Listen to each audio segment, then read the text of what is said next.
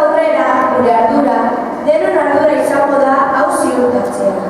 Denok onartuak izatea, giro atzegin bat izatea, eta inon jasatia ez izatea. Horretarako gure geletan, kiba, klaseetan, hainbat gauza ikasiko ditugu gure helburua betetzen lagunduko diguten. Eta horrez gain, kiba taldea izango dugu arazoren bat dugunean konpontzen laguntzeko. Hona hemen, kiba taldeko partaidea. Itxaso, Argia eta Josu. Desberdinak garelako gara dano berdina. Beste barik, orain, sartu zuen desio atseginen itxurapikoan, eta bukatutakoan denok abestuko dugu kiba eguneko bertsoa. Gero, denon artean, guri hitzak ezagutaraziko dugu gure koloretako eskuekin estaliz.